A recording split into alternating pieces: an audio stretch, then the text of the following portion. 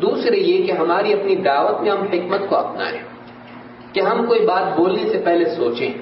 حدیث میں کیا ہے کہ ایک آدمی یعنی جو اللہ اور آخرت پر ایمان رکھتا ہے، من کان یؤمن باللہ والیوم الآخر فلیقل خیرا او لیصمت، وہ بولے تو خیر کی بات بولے ورنہ چپ رہے. یہ جو انتخاب ہے سوچے بغیر ممکن نہیں ہے.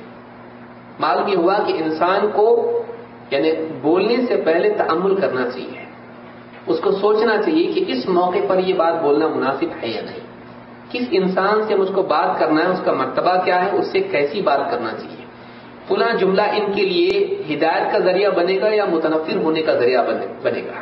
بعض اوقات ہم کسی کو دیکھا گلے میں تعویذ ہے، کیا بیل کی طرح گلے میں گھنٹی باندھ کے گھوم رہا، اب بول دیا اس کو. اب آپ کی توحید اتنی کامل ہے کہ آپ شرک کو برداشت نہیں کر سکتے، ٹھیک ہے اچھی بات ہے، لیکن کیا نبی صلی اللہ علیہ وسلم سے بڑھ کے آپ ہو گئے توحید کی غیرت والے؟ آپ لوگوں کو کتنے پیار سے سنا رہے، کتنے پیار سے سمجھا رہے ہیں. آپ کے اندر وہ چیز آنا چاہیے کہ آپ ایک دم اچھی حکمت سے اس کو بتائیں. دیکھو بھائی، اللہ کے نبی صلی اللہ علیہ وسلم نے جو دین دیا وہ ایسا ہے اور انسان کو شفا دینے والا. آپ نے کیوں لگایا، گلے میں کیوں باندھا ہے؟ آپ نے پوچھا اس سے خیریت سے نام پوچھا، آپ نے ان کو اچھے سے بات کی، نرمی سے کہا کہ آپ، وہ تھوڑا آپ سے قریب آیا ہے. قریب آنے کے بعد آپ بتا، ہاں اچھا آپ وہاں رہتے ہیں، میں وہاں رہتا ہوں، اچھا ہمارے فلاں تھوڑی بات آپ نے میدان ہموار کیا. کسان کیا کرتا ہے، بیج فوراً ڈالنا شروع کرتا ہے؟ نہیں، ہل چلاتا ہے، زمین ہموار کرتا ہے، زمین نرم کرتا ہے. زمین نرم کرنے کے بعد آپ دعوت دیں گے. میدان آپ نے بنا، پھر کہا یہ جو آپ تعویذ ڈالے ہیں کیا اس میں کچھ لکھا ہے، کیا لکھا ہے، مطلب کیوں ڈالے، آپ کو کوئی پریشانی ہے، تکلیف ہے، بیماری ہے؟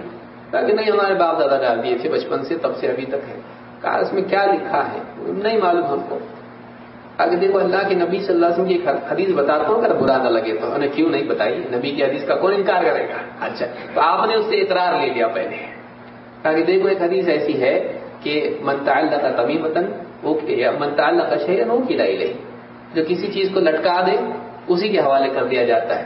تو ہم تو یہ چاہتے ہیں کہ اللہ کے حوالے ہوں. اب اس کے حوالے ہوں گے تو ایسا حدیث میں ہے کہاں، اور آپ پھر مزید سمجھائیں. دیکھو اللہ شفا دینے والا، ہم کو بھی بیماری آتی ہیں، ہم کو بھی اللہ شفا دے، ہمارے گلے میں نہیں ہے، نبی صلی اللہ علیہ وسلم کے گلے میں بھی نہیں تھا، صحابہ کے گلے میں بھی نہیں تھا، پھر ہم لوگ کیوں ڈالتے ہیں؟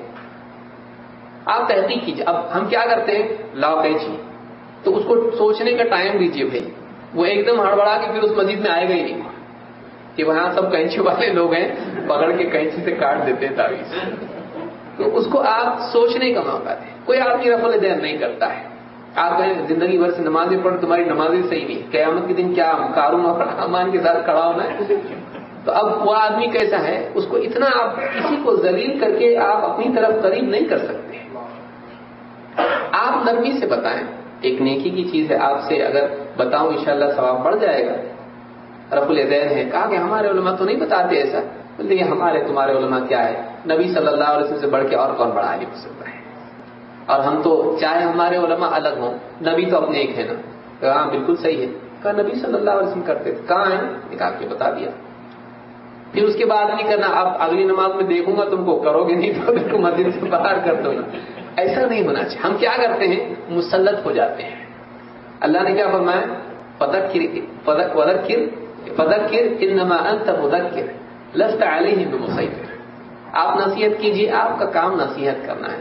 آپ لوگوں پر داروغہ نہیں. ہم جیلر بن جاتے ہیں، دروازے کے باہر کھڑے ہو کے دیکھیں گے کر رہا ہے کہ نہیں کر رہا ہے، تو دروازے کو پکڑنے والا وہ یہ دروازہ چھوڑ کے اس سے بھاگ جائے گا. تو لوگوں کو مہلت دینا. لوگوں کو جب آپ دیکھیے، لوگوں کو جب آپ مہلت دیں گے اور وہ اپنی چاہت سے، اپنی رغبت سے سوچ سمجھ کے فیصلہ کر کے آئے گا، پھر اس کے بعد جو سماج میں مخالفت اور دشمنی اس کو ملے گی تو وہ خود فیس کرے گا.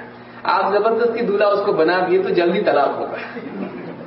اگر آپ زبردستی کروا رہے ہیں، کرو کرو کچھ نہیں ہوتا ہے، میں ہوں، اللہ تعالیٰ مدد کرنے والا ہے، اب وہ ٹھیک ہے، اچھا ٹھیک ہے، کرنا شروع کر دیا.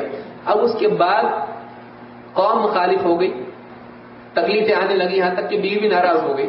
اب یہاں تو بڑا مسئلہ آ گیا. اب کیا ہوگا، اب وہ آپ کو دیکھتے ہی دور سے بھاگے گا.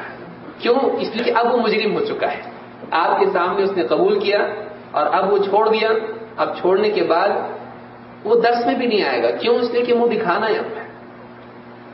تو اب وہ یعنی اتنا بڑا نقصان ہوا. کم سے کم اگر آپ اس کو نہیں کر رہا ہے رفع الدین، ٹھیک ہے آتا رہے، داڑھی نہیں رکھا ہے آتا رہے، آتا رہے، پکا ہو، ایک دن جا کے اس کو غیرت آئے گی، وہ کرے گا، لیکن زبردستی آپ اس کو کرواؤ گے تو اس کو بھگا دو گے.